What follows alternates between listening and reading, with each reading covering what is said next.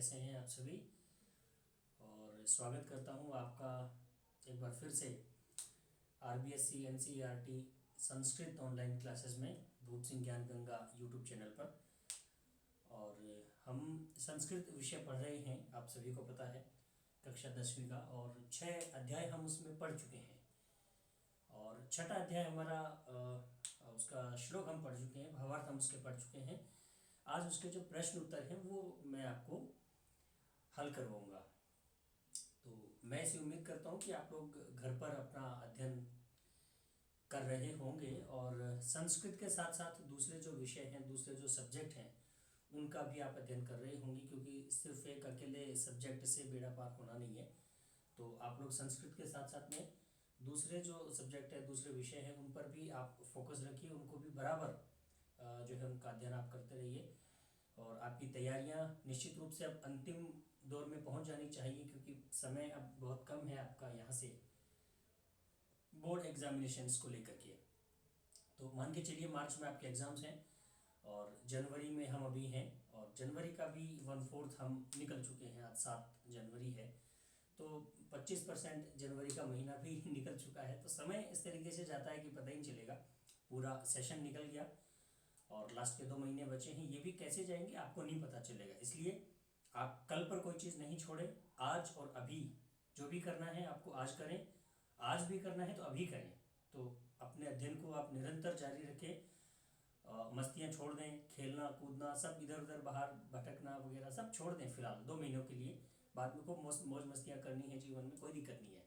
तो बहरहाल करते हैं आज के क्लास को शुरू। और सुभाषितानी हम पाठ पढ़ चुके हैं, इसके जो 10 श्लोक थे, उन 10 श्लोकों को हम पढ़ चुके हैं।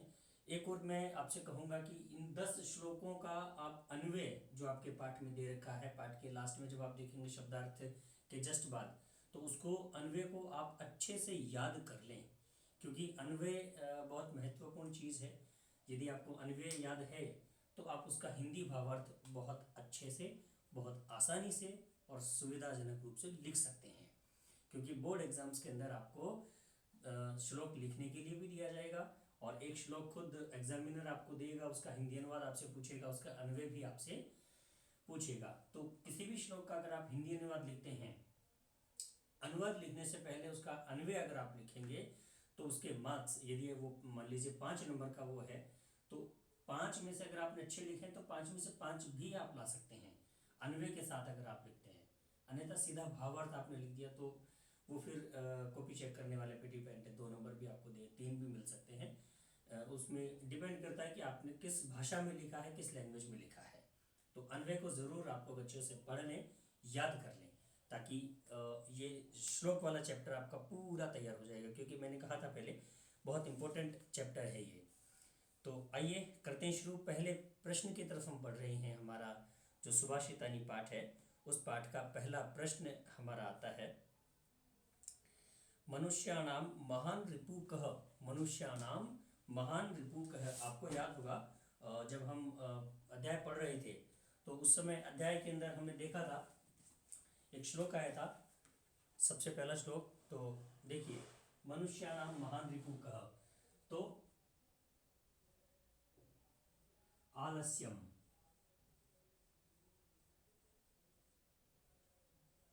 श्लोक याद होगा, आलस्यम ही मनुष्याणाम महान रिपु, है ना। तो आलस्य जो है वो मनुष्यों का सबसे बड़ा शत्रु होता है। आलस्य ही जो है मनुष्य का सबसे बड़ा शत्रु है। आप साथ साथ कॉपी में लिखते चलें विद्यार्थियों। क्वेश्चन मैं बोल रहा हूँ, उसके साथ आंसर भी आप कॉपी में लिखते चलें। दूसरा क्वेश्चन देख लीजिए, गुणी किम वेति। गुणी किम वेति, वेति का अर्थ होता है जानना, गुणी क्या जानता है। तो वो श्लोक आया था, गुणी गुणम वेति, है ना, गुणी गुणम वेति निर्गुणम न, है ना, न वेति, ठीक है। बली बलम वेति निर्बलम निर्बली न वेति, ठीक है। यानी गुणी जो है गुण को जानता है, निर्गुण व्यक्ति गुण को नहीं पहचानता। तो गुणी किम वेति, गुणी गुणम वेति, ठीक है बच्चों, गुणी गुणम वेति। तीसरे प्रश्न की तरफ बढ़ते हैं, केशाम संपत्तौ च विपत्तौ च महताम एकरूपता। बहुत अच्छा प्रश्न है। केशाम च संपत्तौ च विपत्तौ च सम एकरूपता, यानी कैसे लोग जो है संकट और सुख दोनों में एक जैसे होते हैं, उनका स्वभाव नहीं बदलता। तो कैसे? महताम यानी महान व्यक्ति, महान जो व्यक्ति होते हैं वे संकट और जो है सुख में, दोनों में ही उनका जो व्यवहार है वो कैसा होता है? समानशील होता है, एक जैसा होता है, उसमें कोई परिवर्तन नहीं होता। अगला प्रश्न देखिए, चौथा। पशूना अपि कीदृशः गृह्यते। पशूना अपि कीदृशः गृह्यते। तो पशुओं के द्वारा जो है कैसा जो है अर्थ ग्रहण किया जाता है, तो बताइए कौन सा है इसके अंदर? ठीक है, तो इसमें आ जाएगा आपका आंसर हो जाएगा, एक मिनट में श्लोक देख लेता हूं।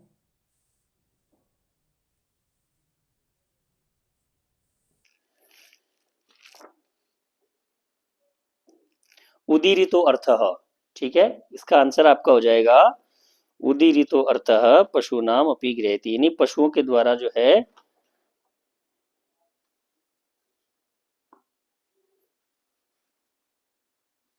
कही गई जो बात है उसका अर्थ जो है पशुओं के द्वारा ग्रहण कर लिया जाता है। तो इसका आंसर क्या हो जाएगा आपका? उदीरितो अर्थः।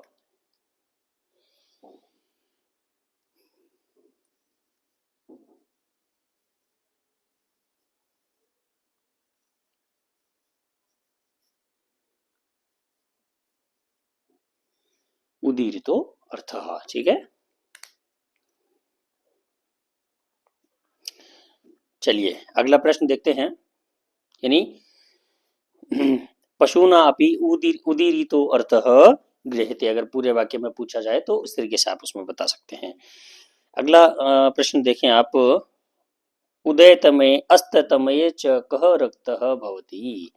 उदय होते और अस्त होते समय कौन या किसका लाल रंग होता है? किसका होता है बताइए फटाफट। तो इसका हो जाएगा आपके सविता, यानी सूर्य। सूर्य का जो है उदय और अस्त होते समय कैसा लाल रंग होता है। ठीक है भाई। दूसरा प्रश्न है, अधोलिखितानां प्रश्नानाम् उत्तराणि संस्कृत भाषायां लिखित, यानी पूरे वाक्य में आपको लिखना है। पूरे ये बड़े क्वेश्चन है, आपको पूरे वाक्य में आंसर देना है। ठीक है, तो देख लेते हैं। पहला इसका है केन समः बंधु नास्ति। केन समः बंधु नास्ति, तो किसके समान कोई मित्र नहीं है। किसके समान मित्र नहीं है, तो बताइए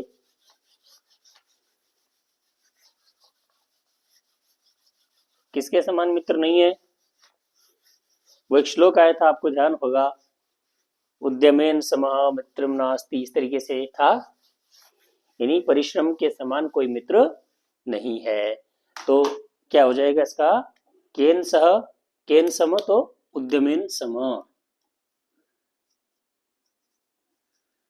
उद्यमेन, मैं सिर्फ ये शब्द लिख रहा हूं और आप उसको पूरा वाक्य जो है लिख सकते हैं। ठीक है, तो पूरे वाक्य में आप यदि आंसर आपको देना है तो आप कैसे देंगे?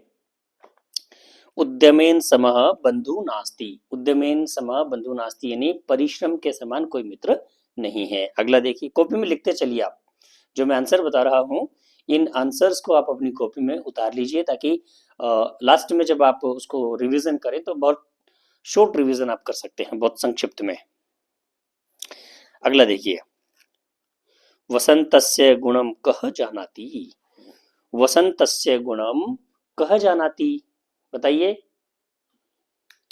पिकह, कह जानाति, तो पिकह यानी कोयल। वसंत का जो गुण है वसंत ऋतु का, उसको कौन जानता है? पिकह। अच्छा, इस प्रश्न को अगर मैं थोड़ा सा घुमा दूं, इसको मैं अगर ऐसे पूछ लूं, वसंतस्य गुणम कह न जानाति, कौन नहीं जानता, तो आप दे देंगे आंसर यहाँ पे वायसः, यानी कौवा नहीं जानता। तो वसंत ऋतु का जो गुण है उसको कौन जानता है, कोयल जानती है। ठीक है। अगला प्रश्न देखें।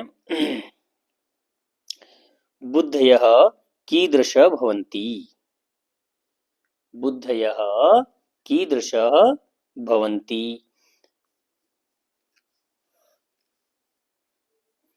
यानी बुद्धि किस प्रकार की होती है, बताइए। बुद्धयः कीदृशः भवन्ति, तो बुद्धि किस प्रकार की होती है इसके अंदर।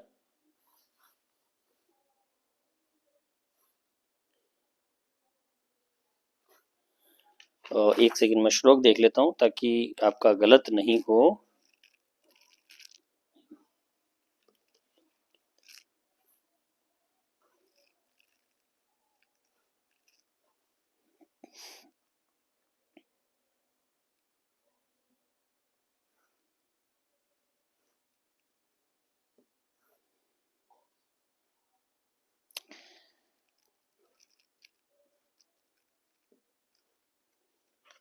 हम्म,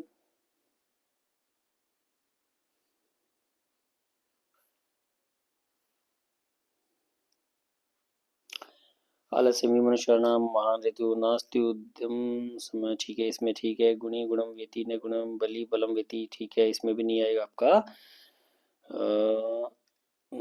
यस यस यस, ठीक है। अकाल न कारण द्वेषी, ठीक है।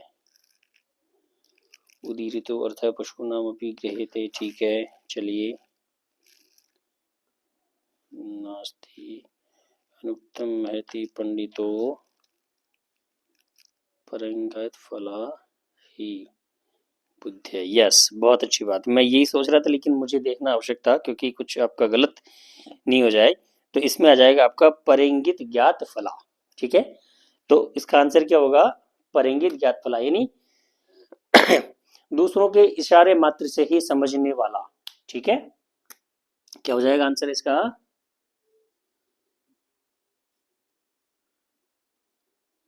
परेंगित ज्ञात फला, ठीक है। दूसरों के इशारे मात्र से ही बात को समझने वाले जो होते हैं वे बुद्धिमान लोग होते हैं, ठीक है। चलिए अब अपने प्रश्न पे आ जाते हैं।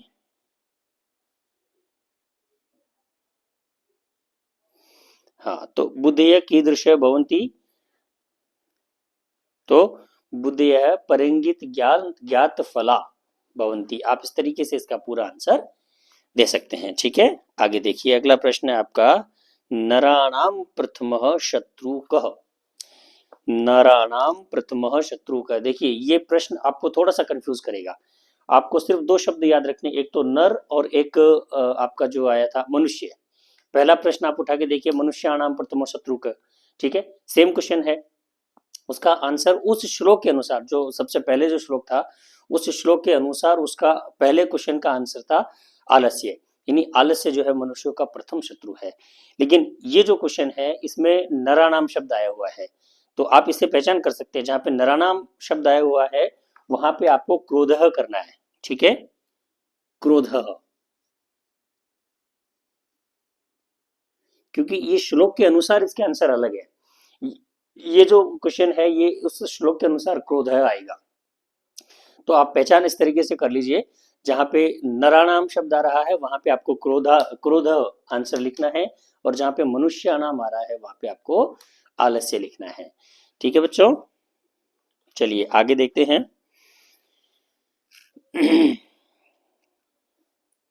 हाँ, इसका पांचवा प्रश्न है आपका, सुधियः सख्यम केन सह भवति, सुधियः सख्यम केन सह भवति, सुधी जो लोग होते हैं, ज्ञानी जो लोग होते हैं, बुद्धिमान जो लोग होते हैं, उनकी मित्रता किन के साथ होती है, तो आपका आंसर इसका हो जाएगा सुधी भी ही, सुधी भी ही, यानी बुद्धिमान लोगों के साथ ही उनकी मित्रता होती है। वो एक श्लोक आया था, आपको ध्यान है कि समान अविश्नेषु वगैरह, यानी उनके समान आदतों वाले और समान व्यवहार वाले जो लोग होते हैं उनकी जो मित्रता है वही निभाई जा सकती है, वही शोभनीय होती है। ठीक है, अगला प्रश्न देखिए। अस्माभिः कीदृशः वृक्षः कीदृशः वृक्षः सेवितव्यः, यानी हमारे द्वारा कैसे वृक्ष की सेवा की जानी चाहिए। तो कैसी, बताइए। महावृक्षः,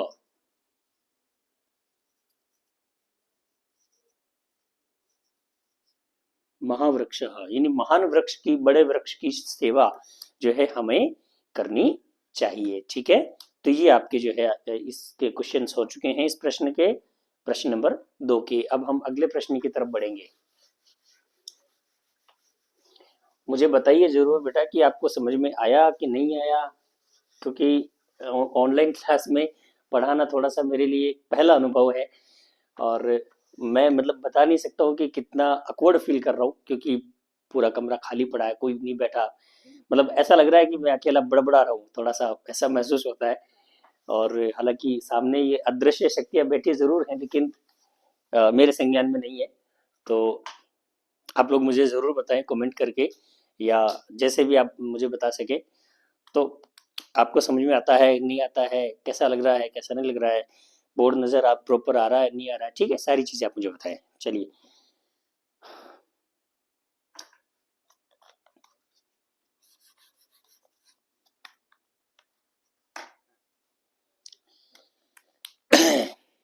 अगला प्रश्न देखते हैं।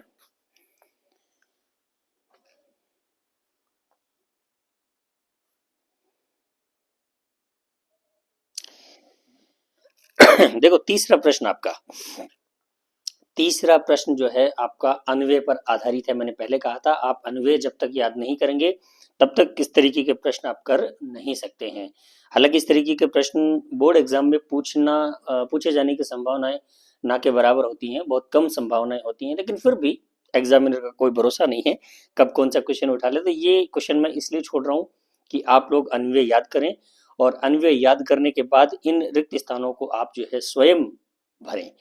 ठीक है, अब आप चौथे प्रश्न पे आ जाइए। अधोलिखितानाम वाक्यानाम कृते, वाक्यानाम कृते समानार्थक शब्द, यानी समानार्थक जो वाक्य है आपको पाठ में से छांट कर लिखना है, इसको भी हम छोड़ देते हैं क्योंकि इस तरीके के प्रश्न आपको मिलने की संभावनाएं कम है, ना के बराबर है। ठीक है, तो हम पांचवें प्रश्न पे आ जाते हैं।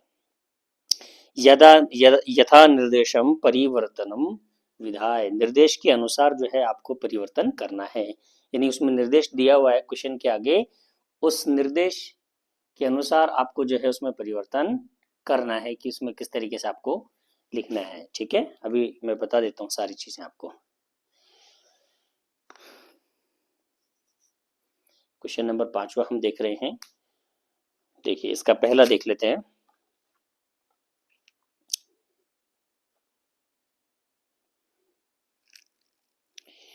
गुणी गुणम जानाति, इसका बहुवचन हमें बनाना है। ठीक है, गुणी गुणम और जानाति, इन तीनों का हमें बहुवचन बनाना है।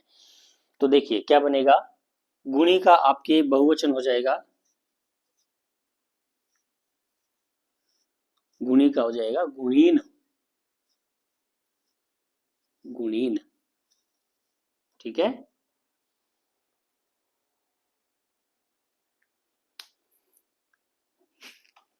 उसके बाद क्या शब्द है, गुणी गुणम जानाति। ठीक है, गुणम, तो गुणम का बहुवचन आपका क्या होगा,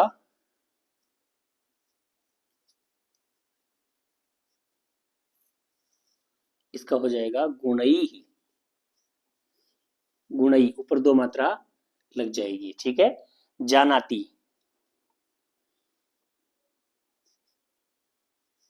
जानाति, इसका बहुवचन आपका हो जाएगा जानांति,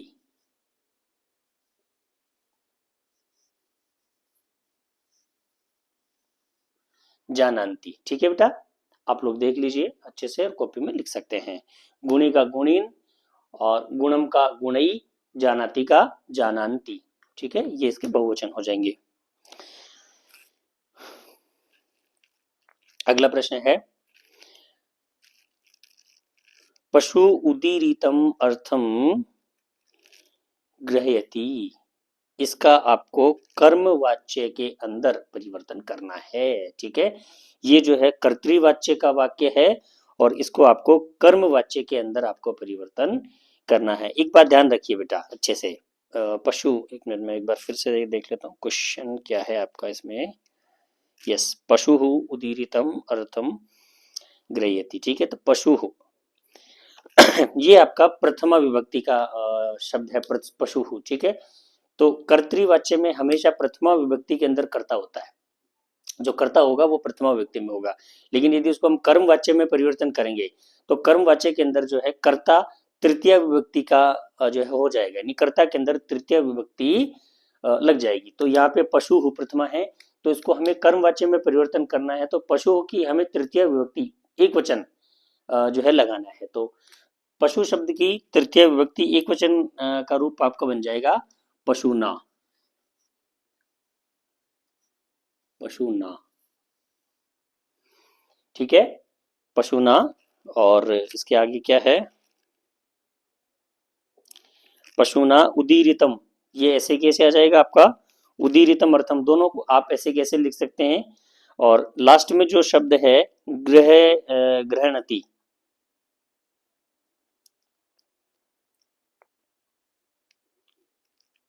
ग्रहणति, ठीक है।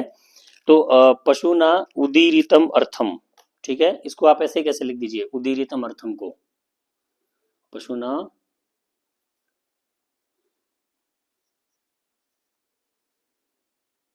उदीरितम अर्थम। अब ग्रहणाति जो है उसका हो जाएगा आपका ग्रह्यते, ग्रह्यते, ग्रह्यते, ठीक है। आपने केवल दो शब्द बदले, कर्ता और लास्ट में क्रिया, ठीक है। कर्ता आपका तृतीय एकवचन हो जाएगा अगर आपको कर्मवाच्य में बदलना है, और क्रिया जो है आपकी ये जो है परस्मैपदी में चली जाएगी। तो इसका आपका हो गया पशुना, इसका ग्रहणाति के जगह हो गया ग्रह्यते, ठीक है। बाकी बीच के दोनों शब्द आपके एज इट इज आ जाएंगे। हालांकि ये वाच्य परिवर्तन जब हम व्याकरण का पोर्शन शुरू करेंगे तो उस समय मैं आपको अच्छे से बताऊंगा कर्तृवाच्य और कर्मवाच्य किस तरीके से जो है परिवर्तन किए जाते हैं, ठीक है। आगे देखिए, तीसरा इसके अंदर है आपका मृगा मृगई सह अनुव्रजति, मृगा मृगई सह अनुव्रजति, इसको आपको एक वचन के अंदर परिवर्तन करना है, ठीक है। अनुव्रजंती है वो, ठीक है, मृगा मृगई सह अनुव्रजंती, तो इसको आपको एक वचन के अंदर परिवर्तन करना है। तो एक वचन में कैसे बनाएंगे आप,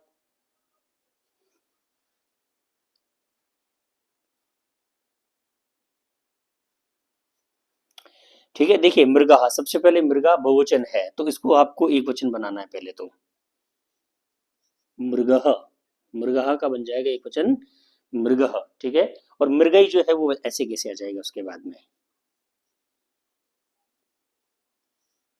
मृगई सह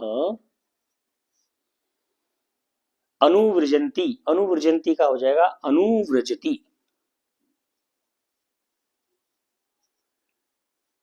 अनुव्रजति, आपको न हटा देना बस बीच में से, ठीक है।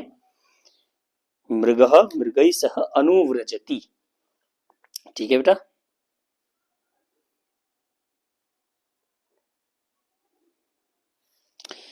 इसके बाद अगला है आपका कह छायाम निवारयति, इसको आपको बताना है कर्मवाच्य के कर्तृवाच्य में, सॉरी,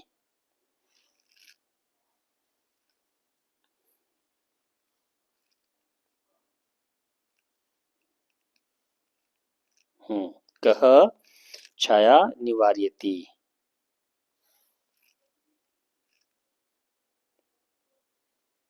कर्मवाच्य के अंदर, ठीक है। ये वैसे के वैसे प्रश्न है जो पहला हमने किया था, कह छायाम निवार, कह छायाम निवारयति। तो ये सेम वो का वो क्वेश्चन है जो हमने पढ़ा था। मैंने कहा कर्म वाच्य में अगर आपको परिवर्तन करना है तो कर्म वाच्य में अगर आपसे परिवर्तन करवा रहा है, इसका मतलब ये बात फिक्स है कि वो वाक्य कर्तृवाच्य का है और उसके अंदर आपको प्रथमा विभक्ति लगी हुई है, ये चीज फिक्स है।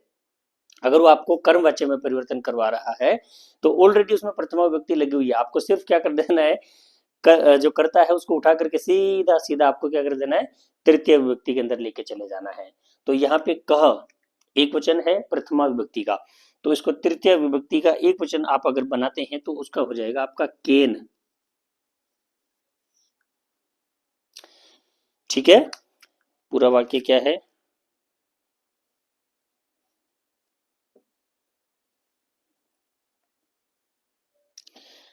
हाँ तो केन छायाम निवार्यति, निवार्यति का आपका हो जाएगा निवार्यते।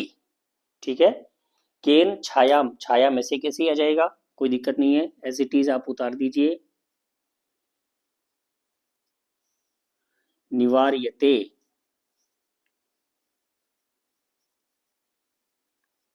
केन छायाम निवार्यते, यानी छाया से कौन वंचित कर सकता है। ठीक है ना, तो कह की जगह केन कर दिया, निवार्यति की जगह हमें निवार्यते कर देना है सिर्फ, और कुछ नहीं करना है। और विस्तार से जब हम व्याकरण पढ़ेंगे तो मैं कराऊंगा, आप चिंता मत करिए। तो अगला देख लेते हैं, तेन एव वहनीना शरीरम, वहनीना शरीरम दहेते। इसको आपको बनाना है कर्तृवाच्य के अंदर। देखिए बहुत अच्छी बात है, तो दह्यते, ठीक है, तो यहाँ पे कर्तृवाच्य में परिवर्तन करा रहा है, इसका मतलब क्या है, ये कर्मवाच्य है, ऑलरेडी कर्मवाच्य दे रखा है भाई। स्वाभाविक है, अगर वो कर्मवाच्य में परिवर्तन कराएगा तो हमें वाक्य किसका मिलेगा, कर्तृवाच्य का, जिसमें प्रथमा विभक्ति लगी होगी। और जो कर्तृवाच्य में हमें परिवर्तन करवाएगा उसका वाक्य हमें कर्मवाच्य में ऑलरेडी मिलेगा, जिसकी जिसके अंदर विभक्ति आपको जो है प्रथमा सॉरी तृतीया ऑलरेडी लगी होगी, जिसको आपको परिवर्तन करना है। किसमें करेंगे, एक मिनट, तेन एव वहनी नार शरीरम बहते, तो तेन को आपको प्रथमा विभक्ति के अंदर परिवर्तन कर देना है।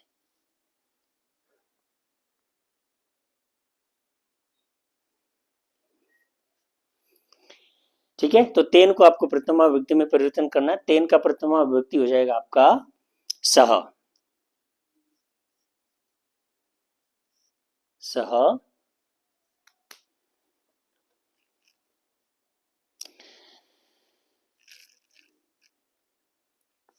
हाँ, तो सह एव वहनी ना शरीरम, ये ऐसे कैसे एज इट इज आ जाएगा, सह एव वहनी ना शरीरम दह्यते, तो दह्यते की जगह पे दह्यति आ जाएगा। मैं सिर्फ ये शब्द लिख रहा हूँ बीच का, एज इट इज आप उसे से उतार दीजिए। ठीक है, तो दह्यति लिख देता हूँ यहाँ पे मैं,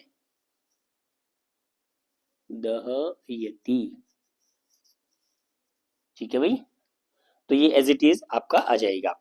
यानी कि आपको सिर्फ इतना ध्यान रखना है कि अगर कर्तृवाच्य दिया हुआ है तो उसके अंदर आपको जो है क्या कर देना है, तृतीय विभक्ति का उसमें परिवर्तन कर देना है, कर्म वाच्य में एक वचन में आ जाएगा आपका कर्म प्रथमा में। ठीक है, बाकी विस्तार से हम पढ़ेंगे, कोई दिक्कत नहीं, आप चिंता मत करिए। अगला प्रश्न की तरफ बढ़ते हैं, संधि संधि विच्छेदम कुरुत, संधि और संधि विच्छेद करना है। ठीक है, बहुत अच्छा प्रश्न है और ये चीजें बहुत काम आएंगी, संधि विच्छेद आपके बोर्ड एग्जाम में पूछते हैं।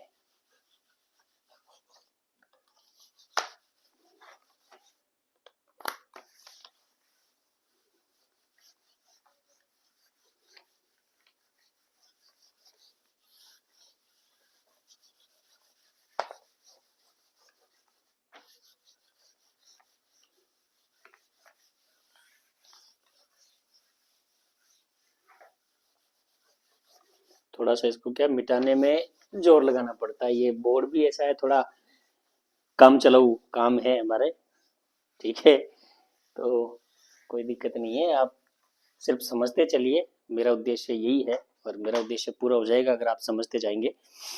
तो चलिए संधि और संधि विच्छेद हम कर लेते हैं।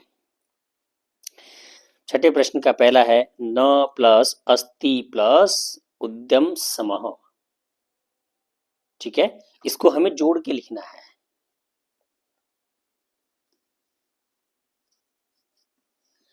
यानी न प्लस अस्ति प्लस उद्यम समः बराबर नास्ति, नहीं मात्रा गलत लगा दिया मैंने। पहले तो इसमें आ जाएगा दीर्घ संधि न प्लस बराबर ए प्लस ए बराबर आ, यानी न न न प्लस अस्ति है तो न के अंदर ए जुड़ा हुआ है और अस्ति का ए है, दोनों को मिलाकर के आ बन जाएगा। तो नास्त्यु, उसके बाद में यण संधि हो जाएगा नास्त्युद्यम समः। ठीक है, नास्त्युद्यम समः। ठीक है, यानी परिश्रम के समान कुछ भी नहीं है। अगला है खालिस्तान खालिस्तान। अब आपका इसको तोड़कर लिखना है शब्द को, क्या है तस्यापगमये। ठीक है, तस्यापगमे, तो इसको हमें तोड़ के लिखना है। तो कैसे लिखेंगे, बहुत सरल है, दीर्घ संधि का उदाहरण है।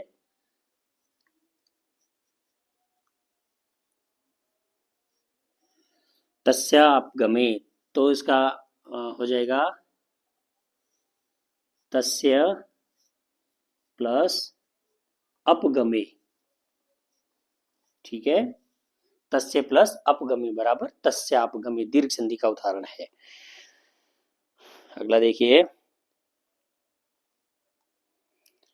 अनुक्तम प्लस अपि प्लस ऊहति।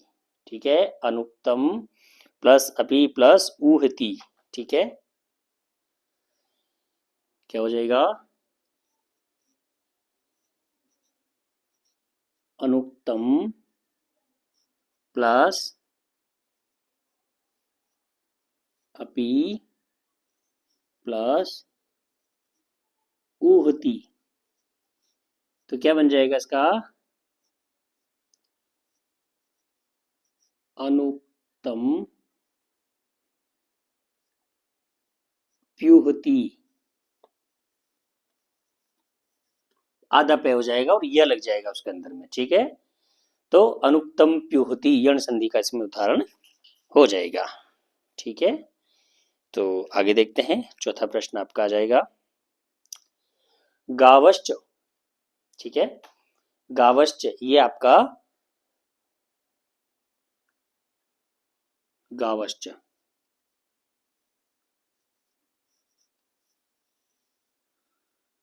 तो इसका हो जाएगा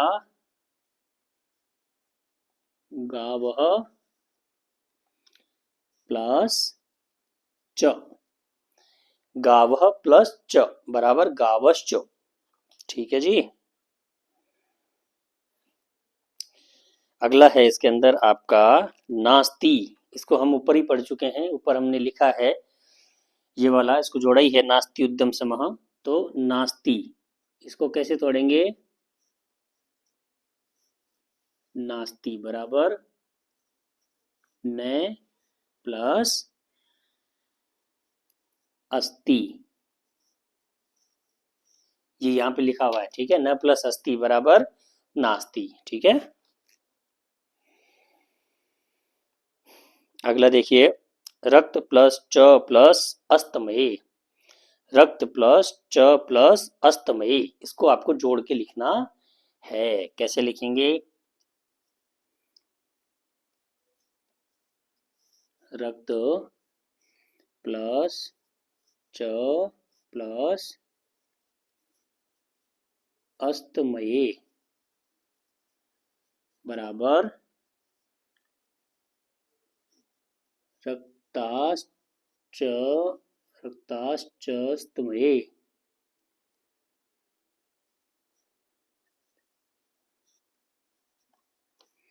रक्ताश्चौस्तमयी, ठीक है, शशंकर आधा शशंकर इसके अंदर जुड़ जाएगा।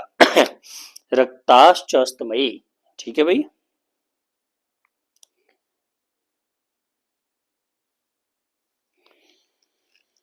हाँ, इसके बाद अगला देखिए, योजकस्तत्र।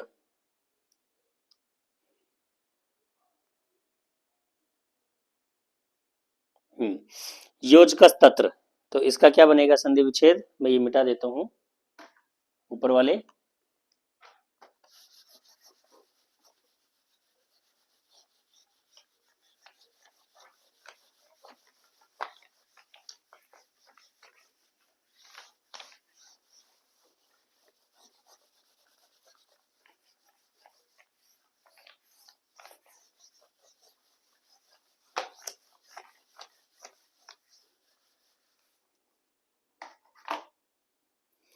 देखिए योजकस्तत्र, इसका संधि विच्छेद आप कैसे करेंगे,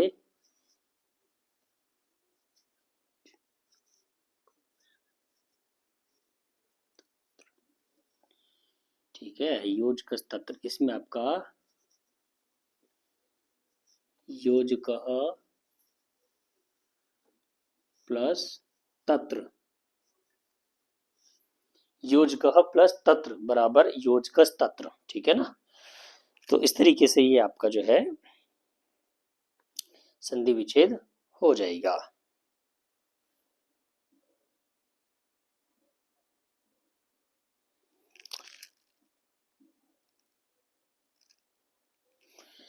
तो अगला प्रश्न है आपका, समास पदम विग्रहम लिखा, यानी समास समस्त पद जो है लिखा हुआ है उसका विग्रह आपको करके लिखना है, और जो विग्रह करके दिया हुआ है उसको आपको समासिक पद बना करके लिखना है।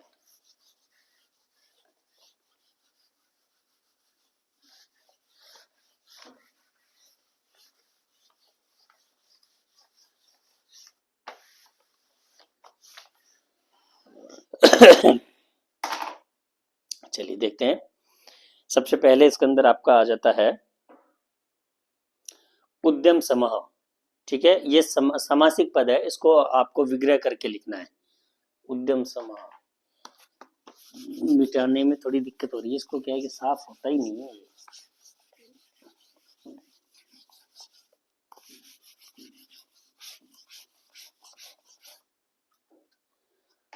थोड़ा काम चलाइए आप इसी से ही, ठीक है।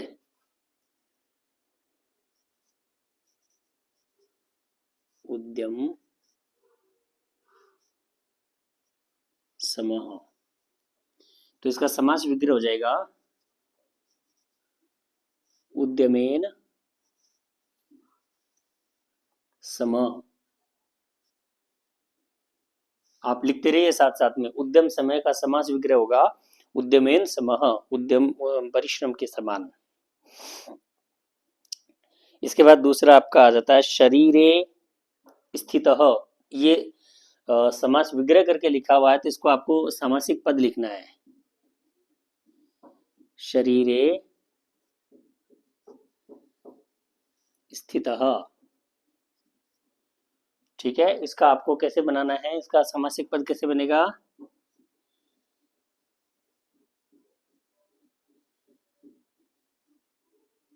शरीरस्थः, शरीरस्थः, ठीक है। शरीर शरीरस्थः, शरीर में स्थित। इसके बाद में आपका है निर्बलः, निर्बलः का आपको समास विग्रह करके लिखना है, तो क्या कैसे होगा,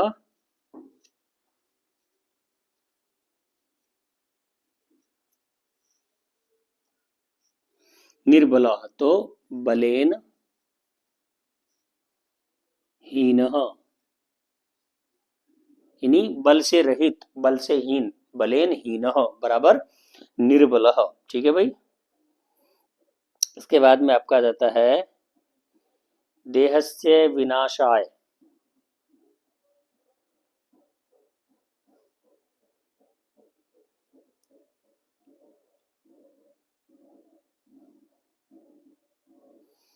देह से विनाशाय, तो इसका आपका हो जाएगा देह विनाशाय, ठीक है। यानी देहस्य विनाशाय, इसका हो जाएगा आपके देह विनाशाय। ठीक है, देहस्य विनाशाय, इसका आपका समास विग्रह बन जाएगा देह विनाशाय।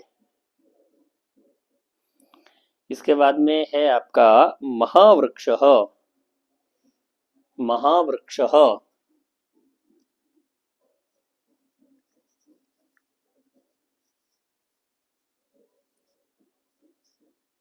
इसका आपको समास विग्रह बनाना है, समास विग्रह करके लिखना है। तो महान वृक्ष, महान वृक्ष, तो महावृक्ष का समास विग्रह हो जाएगा आपका महान वृक्ष। उसके बाद आपका है समानम शीलम व्यसनम येषाम तेषु। ठीक है, समानम शीलम व्यसनम येषाम तेषु, इसका आपको समासिक पद बनाना है, यानी समास विग्रह करके दे रखा है, तो इसको समासिक पद आप कैसे बनाएंगे? समानशील व्यसनेषु ऐसे बन जाएगा आपका। मैं शब्द लिख देता हूं पूरा, समानशील व्यसनेषु, समानशील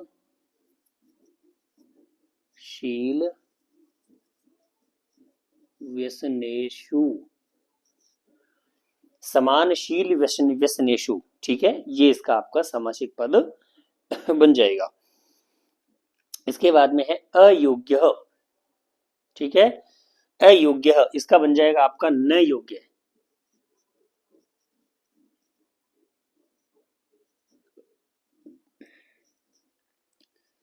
अयोग्य का हो जाएगा न योग्य, यानी जो योग्य नहीं है। ठीक है, आप इनको लिख लीजिए अच्छे से कॉपी के अंदर,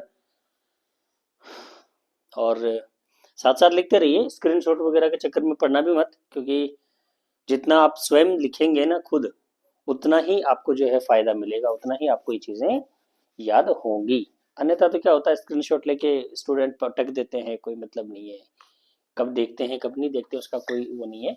तो आप लोग हाथ तो हाथ तुरंत लिखते चले जाइए, ताकि वो चीजें आपको अच्छे से याद हो जाएंगी।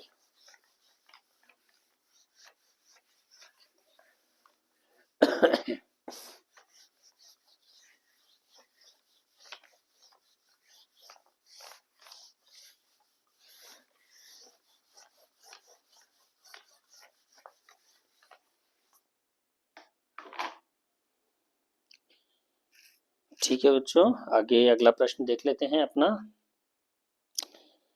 7वां प्रश्न है, अधोलिखितानां पदानां विलोम पदानि पाठा चित्वा लिखत, यानी पाठ से चुन करके विलोम शब्द लिखने हैं आपको। तो प्रसीदति, पहला शब्द है आपका प्रसीदति। ठीक है,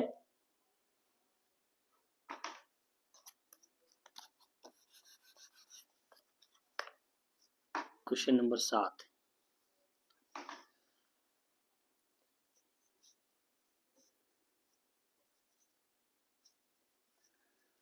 प्रसीदति, इसका विलोम पद हो जाएगा अवसीदति।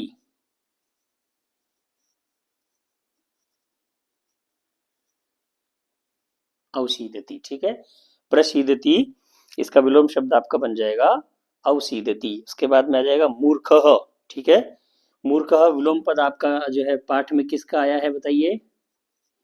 मूर्ख का विलोम शब्द क्या है पाठ में? पंडितः।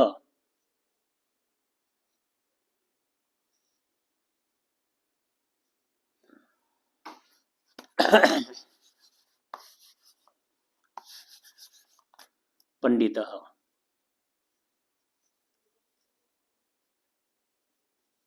ठीक है, मूर्ख का विलोम पद हो जाएगा आपके पंडितः।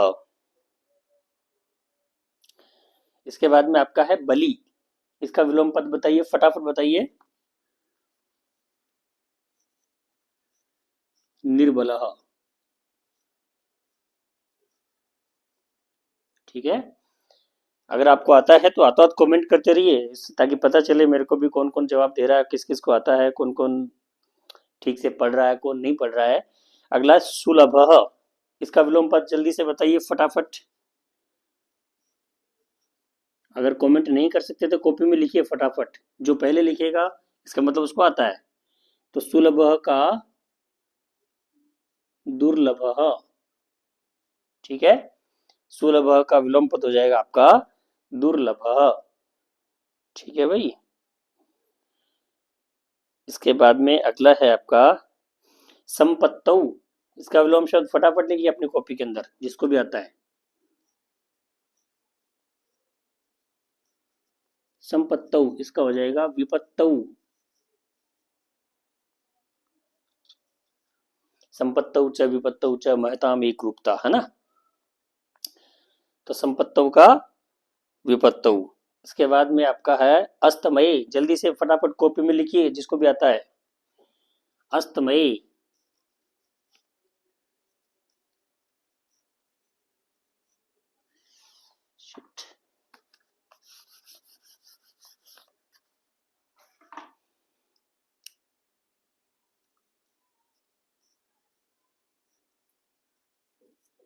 क्या हो जाएगा इसका, उदये।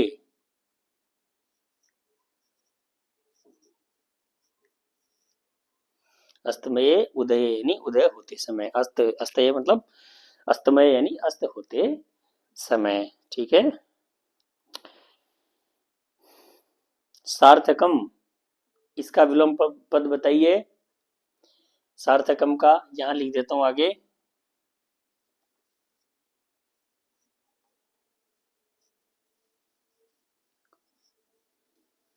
क्या होगा इसका विलोम पद, निरर्थकम।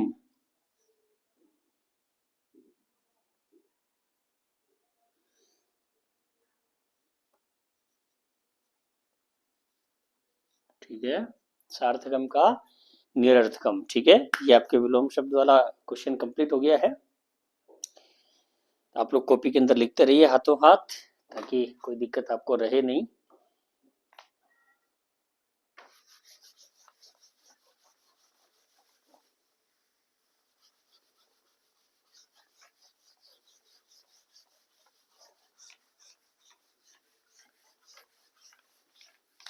इन प्रश्नों के जितना अभ्यास आप करेंगे ना बेटा, कि उतना ही आपको फायदेमंद रहेगा, उतना ही आपको बेनिफिशियल रहेगा। तो आप इनका अभ्यास घर पर जरूर करें, लिख लिख करके करें, बार बार पढ़ करके करें। ठीक है। देखिए अगला आपका इसके अंदर आ जाता है संस्कृतेन वाक्य प्रयोगम कुरुत। अब वाक्य संस्कृत वाक्य के अंदर प्रयोग करना, एक शब्द दे रखा है, इसको संस्कृत वाक्य बना करके आपको प्रयोग करना है। जैसे वायसह, वायसह का वाक्य प्रयोग करिए। आप किस तरीके से करेंगे, वायसह किसको कहते हैं, कोवा। ठीक है, किसका पर्यायवाची शब्द है वायसह, कोवा। ठीक है, तो आप लिख दीजिए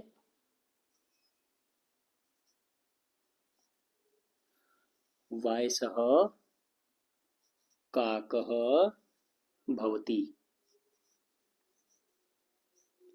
यानी वायस कोवा होता है।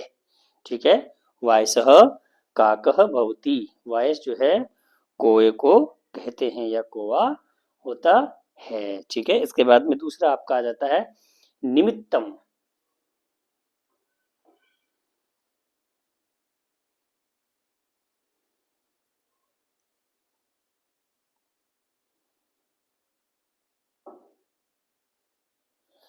ठीक है, निमित्तम, आप इसका वाक्य बनाइए।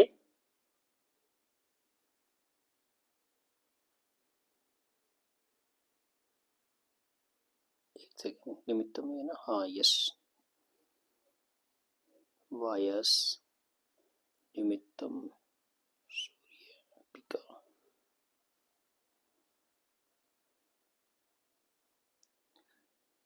तो ठीक है, ये वायसे वाला हो गया। निमित्तम का मैं थोड़ा सा कंफ्यूजन में हूँ। इसको अगले वीडियो में मैं आपको क्लियर करूंगा, अगली क्लास के अंदर जब अगला पार्ट पढ़ेंगे, तो उससे पहले मैं इसका आंसर आपको दूंगा। इसका एग्जैक्टली क्योंकि दो तीन आंसर इसके शब्दार्थ निकल रहे हैं, तो अगली क्लास में आपको इसका आंसर मिलेगा। तो अगला देखिए, सूर्य। सूर्य से आप कोई वाक्य बनाइए, बताइए। सूर्य, सूर्य प्रातः काले उदयति, यानी सूर्य प्रातः काल उदय होता है। ठीक है, इसके बाद आपका पिकह। पिकह यानी कोयल। ठीक है, इसका वाक्य बनाइए। पिकह मधुरम गायति, कोयल मीठा गाती है। अगला है वहनी। वहनी यानी अग्नि। ठीक है, वहनी काष्ठम दहती, अग्नि जो है लकड़ी को जला देती है। ठीक है, तो ये आपके सारे प्रश्न इसमें कंप्लीट हो गए हैं और मैं ऐसी उम्मीद कर रहा हूँ कि आपको समझ में आ गए होंगे। हालांकि ये लास्ट वाला क्वेश्चन मैंने करवाया ज़रूर है, लेकिन बोर्ड एग्जाम की दृष्टि से बहुत ज़्यादा महत्वपूर्ण नहीं है। इसके ऐसे क्वेश्चन पूछ भी लिए जाते हैं और नहीं भी पूछे जाते हैं, नहीं पूछे जाने की संभावना ज़्यादा है, इसलिए आप ज़्यादा मतलब पढ़े ज़रूर इसको, लेकिन ज़्यादा समय इस पर वेस्ट नहीं करें। तो कैसे लगी आज की क्लास आपको, मुझे बताइए ज़रूर। और मैंने पिछली क्लास में भी कहा था कि मुझे थोड़ा सा रिस्पॉन्स, मुझे थोड़ा डाउट है, रिस्पॉन्स कम मिल रहा है स्टूडेंट्स का। जो मेहनत मैं जिस उद्देश्य को लेकर के मैं कर रहा हूँ और जिस उद्देश्य को लेकर के मैंने ये कार्य शुरू किया है, तो वो उद्देश्य मुझे थोड़ा कहीं ना कहीं ऐसा लग रहा है कि स्टूडेंट थोड़े से उदासीन हो रहे हैं। तो मुझे आप बताइए ज़रूर कि कौन कौन क्लासें देख रहे हैं। आप बताएंगे कैसे? आप जब भी क्लास देखें तो वीडियो को लाइक कर दीजिए। आप जितने लाइक्स होंगे मैं समझ लूँगा कि इतनी स्टूडेंट ने पूरा वीडियो देखा है। और जिन्होंने सब्सक्राइब नहीं किया वो सब्सक्राइब जरूर कर लें। कुछ स्टूडेंट ऐसे हमारी क्लास देख जरूर रहे हैं लेकिन सब्सक्राइब नहीं किया हुआ है। तो जैसे इस क्लास के बाद सब्सक्राइबर की संख्या बढ़ेगी तो उससे भी मुझे एक मोटा मोटी अंदाजा हो जाएगा कि हाँ ये स्टूडेंट्स है जो थोड़े सीरियस है और ये पढ़ रहे हैं, ताकि मुझे भी आगे क्लास देने का एक मोटिवेशन मिलेगा। बाकी इतना क्योंकि वक्त अभी नहीं है मेरे पास, भी मुश्किल से मैं निकाल करके आप लोगों के लिए एडजस्ट करके ये क्लास लेकर आ रहा हूँ। और आपका रिस्पॉन्स अगर उसमें नहीं मिलता है तो फिर मुझे क्लास देने का मोटिवेशन थोड़ा सा डाउन होता है।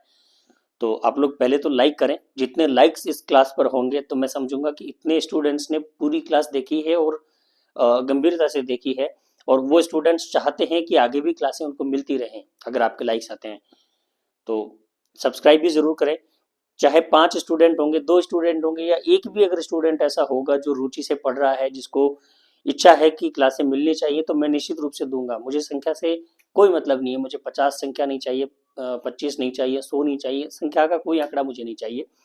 मुझे चाहिए गंभीरता से पढ़ने वाले स्टूडेंट, और जो गंभीरता से पढ़ें, जिनको लगता है कि वास्तव में ये क्लास उनके लिए यूजफुल है, इस कक्षा से उनको फायदा हो रहा है, ऐसे स्टूडेंट्स मुझे चाहिए।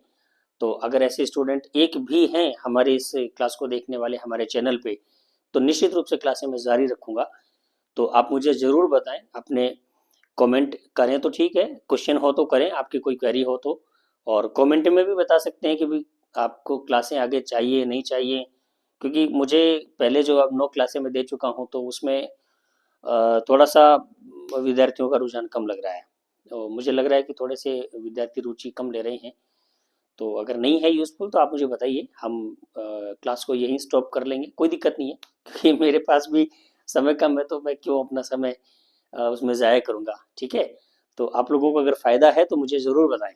कमेंट्स करें कि सर आप क्लास देते रहिए, मत दीजिए, आपको ज़रूरत है कि नहीं है। नहीं है तो भी लिख दीजिए सर हमें ज़रूरत नहीं है। तो कोई दिक्कत नहीं है, स्पष्टवादी होना उसमें कोई बुराई नहीं है।